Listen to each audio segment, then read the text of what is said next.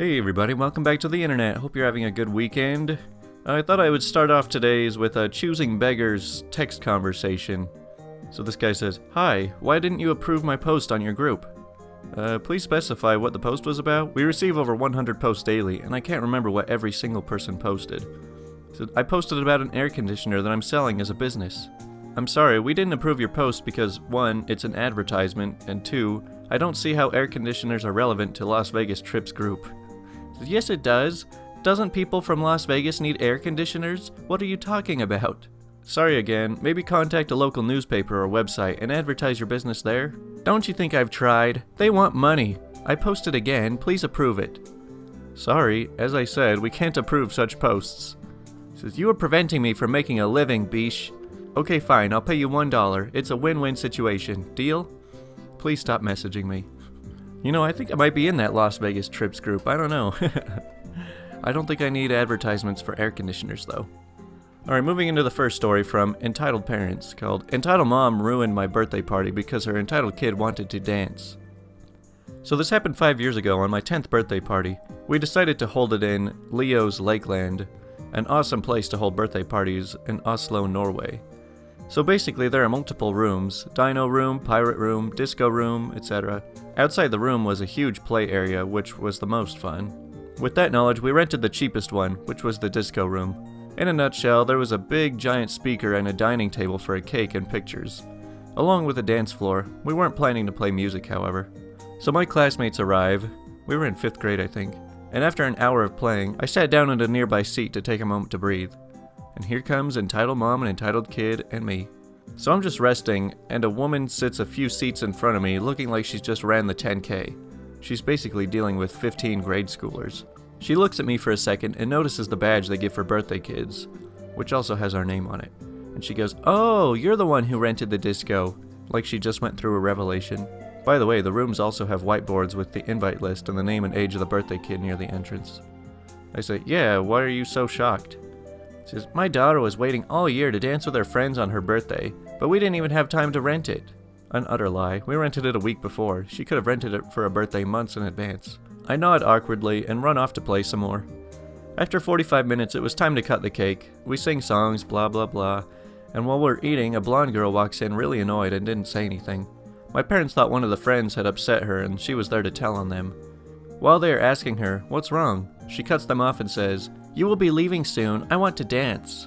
At this point, we have an additional hour to play after we eat. We laugh and say no. After that, all hell breaks loose. She runs off sobbing and returns with the whore I met earlier. The policy in the building is that if a family leaves early, kids can play in the celebration room until the time of the original renters run out. She comes in and pushes me aside quite harshly and yells at my parents, "Can you degenerates F off?" My mom is shocked and my dad is pissed. They told her to leave so the kids would not get upset. Moments pass by, and while they are arguing and me starting to cry, the entitled kid runs past her mom and pulls the cheap cloth off the table and brings everything, including food, presents, phones, and some other stuff, crashing down. During the aftermath, they leave and I'm left crying. Not much of the presents were damaged, but the PlayStation Portable my cousin had got me had a cracked screen. Everyone leaves early with their kids and we are left to clean the mess. However, we talked to the manager, Karen style, and managed to get the name and number of the entitled mom. 3 days later, we pressed charges for harassment and destruction of property. 1 month later, we win the lawsuit, get the money she owed us and more, and my parents buy me a new iPad instead. Joke's on you, lady. I guess you just got me a free iPad. Well, he does seem okay with having his birthday ruined in the end. At least you have someone to pin it on. Alright, and moving on to an I don't work here lady called I'm not robbing this house, and I'm not a gardener either. This is my own house. So we moved into a new house a few years ago. 2 days after we get settled in. It's a gorgeous day, so I'm tending the garden. If you live in Louisiana, you'll realize that nice days are few and far between. It's hot and muggy. About 30 minutes after I start, this woman walks beside the house. She compliments my garden and asks how much my service costs. So I told her, "Ma'am, I don't do services." About this time my husband walks out and puts something into the car. So all's perfectly fine, right? No, this woman decides to call the police and tell them that we are robbing the place. I don't know if her watching my husband caused that thinking, as he was pulling stuff out of our house and into the vehicle or what. We were new neighbors, moving in like a few days prior, so you'd think she would have seen us moving. 3 cops show up a few minutes after she left. We didn't know she called the cops. They pulled up while both of us are wondering what the heck happened. Maybe someone we knew died or our kid got arrested. Neither. They said we were called in as an active burglar. We had to prove it was ours. She didn't even talk to us about or mention the robbery. Although I guess in the moment she just lost it. People are crazy here. Anyone live in Louisiana and confirm that there are a lot of crazy people over there? Alright, on to Tales from Retail called You Cannot Return Underwear If It's Opened. It hasn't been worn. It's open and stained though. That's just wine. Smell it. Okay, that's quite the title. So I had someone try to return underwear to my store today. We don't even sell underwear, but I have to go through the we cannot return undergarments spiel first. This woman, who doesn't look a day over 40, comes in with a ratty looking plastic bag from another store and sets it on the return counter. I open the bag and almost recoil. It's a dirty pair of underwear. I immediately close and tie the bag and say apologetically, "Sorry, we don't return undergarments. They are sold final sale." The woman argues firstly that they were only just opened and looked at, and that they are absolutely unworn and not dirty. I explain in the gentlest way possible there's definitely a brownish-reddish stain on them, and she gets frustrated and says, "It's wine. I accidentally spilled wine on them when I was taking them out to look at them. Just return them, please. It's within the time frame." I utterly refuse and explain that in addition to not even selling underwear at the store, we certainly won't take underwear with mystery stains back. She then says, "It's just wine, smell it," and starts opening the bag, presumably to allow me to smell her dirty underwear. I finally just interrupt her, rude I know, and tell her no, and that she wasn't returning them to a store they weren't even from. She asked to talk to the manager, but I didn't see how it went, since I didn't want to risk being around if sometime that underwear made it out of the bag. Really nasty stuff. Why does this story say, "We don't even sell underwear," and then later it says, "We don't return underwear, they're sold as final," and then later again it says, "We don't sell underwear"? Well, which is it? I mean, honestly, you're never going to be able to return used underwear, but you might have some luck selling them on eBay, sadly. So this one's from Malicious Compliance called Awesome Old Lady on the Train. Old ladies have been quite a trend lately. So this happened quite some years ago, when I had dizzy spells and would randomly pass out frequently. Still undiagnosed due to crappy doctors, but went away on its own. Due to these dizzy spells, I was very hesitant to give up my seat on trains and buses, as I was afraid I'd fall and hit someone or something. I would still stand up if someone really looked like they needed it and ask politely, but I just didn't offer. One day I was getting on the train and an old lady carrying a cane wanted to board too. A gentleman offered her help. The man says, "Do you need a hand, ma'am?" She says, "No, thank you. I don't even need this cane." She swings it around. "But my husband insists I use it just in case." She then hops on the train. So I end up in the same area as the old lady, in two of the very few open seats. After a few stops, a Karen enters. She had the haircut, the clothes, and the attitude. By now all the seats are filled, but there are already people standing around due to the lack of seats. The Karen pushes through a few people, looks around, and loudly exclaims to no one in particular, "Will nobody offer a lady their seat?" Nobody responds. She then goes around, complaining to a few random people sitting down that she needs to sit because she's been standing for over an hour. Oh, the horror. Try working retail. And just needs to put her feet up. On a full train? Okay. One person gets fed up and gives her a seat, right across the old lady from before. The Karen now has a seat, but still no place to put her feet up. She complains to the person next to her, and the old lady that the trains were always so cramped, and it would be good if people who didn't need their seats just gave them up. The awesome old lady took this as her cue, made a point of standing up really slowly and carefully, grabbing her cane and clutching it tightly, and said, "You can have my seat, your feet probably need it more."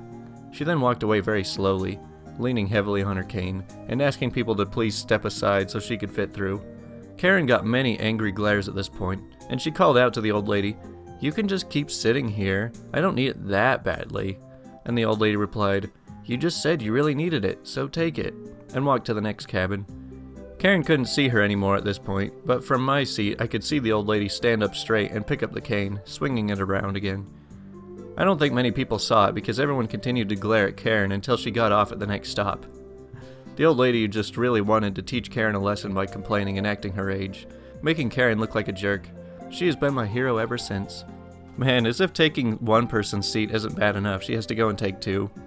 I actually have one story from I guess it was 7 years ago now. So I used to ride the train to work every morning, and I would be on the morning rush hour train. One time I was in a fairly crowded train.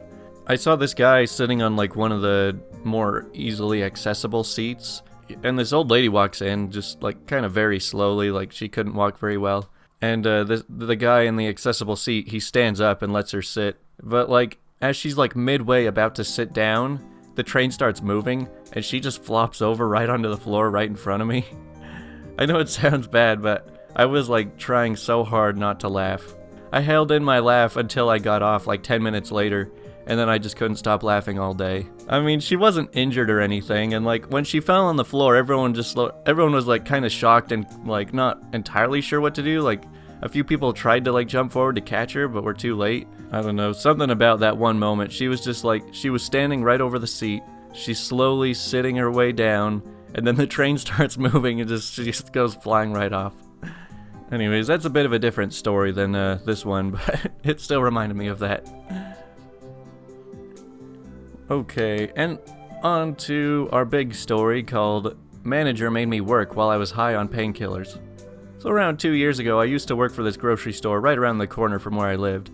I loved working there. I constantly had something to do, and when the store wasn't busy, I would talk to my coworkers and just enjoy the night. My main position was in the bakery/hot food area, but since we were only a small one, only one worker could be in at a time. A regular night would involve me slicing meat, serving food, and putting baked goods into the oven. After about 6 months of working there, I found out that I was moving town. I felt terrible and gave my manager a 2-week notice. I felt terrible because this was out of the blue and they needed to train someone new, so I offered to work without pay for 2 weeks so they wouldn't lose money. My manager said no, it was fine, but he greatly appreciated it. Out of nowhere, I developed a severe pain in my mouth and discovered that my wisdom teeth were coming in and were causing some weird damage to my jaw. This resulted in me needing emergency surgery on the weekend after my 2 weeks notice was up. The day after my surgery, my manager texts me. He says, "Hey, we need you today. The scheduled worker called in sick and no one wants to cover his shift." I said, "Actually, I just had surgery last night for my wisdom teeth right now and have taken a bunch of painkillers to soothe the pain. Also, my 2 weeks notice is up, so I technically don't work for you anymore." He says, "Do I sound like I give a crap? We need you. If you don't come in now, I will see it to you that you don't get hired anywhere else. So how does working sound like now?" I was shocked. Before today, my manager had been the best boss to work for, so I was utterly surprised. I say, "Alright, I'll be in soon, I guess." He says, "You better be or else." About 5 minutes later, I get dropped off at the work. Normally I'd walk there, but I had taken so many painkillers that I could barely remember how to get there. He says, "What took you so long? I've had to cover for you in the bakery for the past half hour." His last text was only sent 5 minutes before that. I quickly apologized, walked into the bakery, and started doing my work. Normally I'm a good person who wouldn't start trouble, but because of how high I was ready to start making the manager's life a living hell. Every time he asked for someone to help him out with a task, I would volunteer to help. Each time I would make myself fall off the ladder or cause food to come crashing down on me. He kept telling me it was alright as the night went on. I could tell his blood was starting to boil, so I continued. As the end of the night neared, my job was to clean the meat slicer, and I had a plan. I began to clean the meat slicer, but I accidentally turned it on. By this time, I had no problems controlling my body, so I came as close as I could to cutting myself without actually doing it. The manager walked in to see me do this and immediately screamed at me and told me how I could have killed myself. I just responded with a confused look on my face and said, "Oh, whoops." He just sat there looking at me and pulled me into his office where he began screaming at me for all the stupid things I had done that night. The falling off the ladder, the dropping food on me, and now the meat slicer. Instead of getting upset because it was technically his fault, I just sat there with a blank look on my face, pulled out my phone and showed him the message he sent me. He was silent. I stood up and told him, "You'll be hearing from my lawyer," and walked out. The grocery store ended up firing the manager for mistreating the employees, and also got sued for sexual harassment by one of the other employees. The store also gave me a hefty paycheck because they decided to settle out of court instead of fighting a lawsuit that they would have inevitably lost. That sounds like a fun night trying to work while on painkillers. I think it's funny that, like, towards the end, he's just like, "Let's see how much I can hurt myself just to spite my boss." At first I thought he was like, maybe I'll cut my hand off just to see how mad he gets. Okay, and on to the question of the day, saying, "Teachers, what is your greatest I hope that kid doesn't tell his parents moment?" So I was handing out books, hardcover copies of To Kill a Mockingbird, and was handing them out in a rather lackadaisical manner, because I was throwing them gently onto students' desks. I was young, exuberant, and foolish. My aim has forever been rather poor, and unfortunately on this occasion proved to be once again. One book collided with a girl's face, corner of the book in the eye quite hard, quite fast. She yelped, understandably startled. My heart sank, and I apologized profusely to her for my silliness. She seemed fine and said she was okay, but I have never had such a nerve-wracking day and evening as that. Expecting a term email or worse, phone call from the head teacher to chat about the day's event. Happily, nothing happened, and I don't think the student ever mentioned it again, but I still feel bad. Man, being a teacher's gotta be a pretty stressful job in that sense that, like, it would be similar to be working in a museum with, like, lots of very expensive or priceless pieces, because, like, any damage you do to any of them could cause you to lose your job. And mix that with the fact that they're unpredictable little kids. I'm surprised some teachers actually keep their jobs for so long. So I'm the student, but I could see the regret in my math teacher's eyes as he accidentally let slip that once he pretended to crap himself so he could go home early and avoid teaching a Year 7 class. I guess that excuse works for not just students, but teachers too. So one of my 3rd grade girls was having a rough time. She said she didn't have anyone to play with. I asked who she wanted to play with, and she said, other female student. I replied very empathetically, "Oh, I understand. I love the other female student too." She stares me straight in the eyes and says, "Oh, so you're gay?" I froze, totally thrown off, and told her that wasn't an appropriate thing to say. Still very calmly, she replied, "Well, I think being gay is appropriate." So then I had to backtrack and say, no, it is, just not in that context. A teacher with a student. She then asked me what was wrong with that. So I gave up and told her to find someone to play with and avoided her for the rest of the day. Man, sometimes we can get outsmarted by people who are much less smart than we are. I dropped a casual F-bomb by pure accident in my final placement. The grade 8 was talking about their previous student teacher and how they were embarrassingly bad and why the students really didn't like or respect the student teacher's sub, was basically telling me that I was the best one they'd had that year. I got caught up in the conversation and said something along the lines of, "Now I get why you guys really don't pay much attention when asked to do work. You've had so many problems with effing bad teachers. I understand why you guys are so fed up." According to my mentor teacher, their previous student teacher didn't make it through the 30 days. To be honest though, where those students lived, they've seen more crap in their 14 years than I've seen in my 30 some odd. I hope each and every one of them found a passion and ran with it. They should all be in uni/college by now, age-wise. Those kids probably hear F-bombs at least 40 times a day throughout school. I don't think they're getting scarred by hearing it from a teacher. And the last response for today, I was playing a video for the class on YouTube. I pulled it up and then got distracted with the conversation. I didn't notice that for several minutes some very inappropriate video suggestions were off to the side. They weren't related to my own past videos or anything, before someone asks. They were tangentially related to the topic of the video.